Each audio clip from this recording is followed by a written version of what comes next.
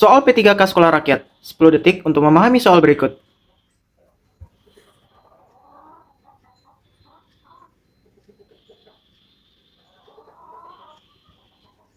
Baik, kita bahas. Anggaran operasional tim dipangkas 50% mendadak. Sementara, target indikator kinerja utama justru dinaikkan. Jika Anda dihadapkan pada situasi ini, apa tindakan yang akan Anda ambil? Baik, kita akan mencari poin 4 pada 4 opsi yang ada di bawah ini.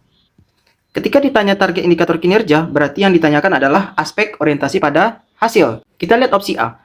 A. Mengajukan revisi target tahunan karena kondisi anggaran tidak memungkinkan pencapaian kinerja instansi maksimal. Ini mengajukan penurunan target, ini masuk akal sih. Cuman namun kurang inovatif mencari solusi kinerja. Jadi A bukan ya teman-teman. Oke, kita lihat yang opsi B.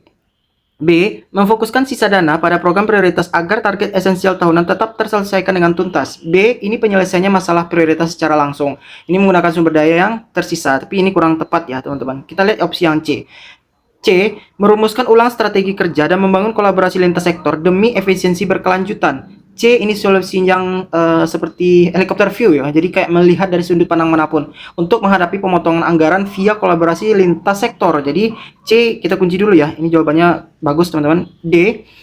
Menjalankan program kerja rutin dan menunggu arahan pimpinan pusat terkait kekurangan dana tersebut. Kalau D ini sifatnya masih pasif. Ini menyerah pada birokrasi dan tidak melakukan penyesuaian strategi. Ini kayak menunggu bola teman-teman. Jadi ini hanya bersifat pasif. Jadi yang D juga enggak. Opsi C bernilai 4, opsi B bernilai 3, opsi A bernilai 2, opsi D bernilai 1 karena bersifat pasif. Mudah ya.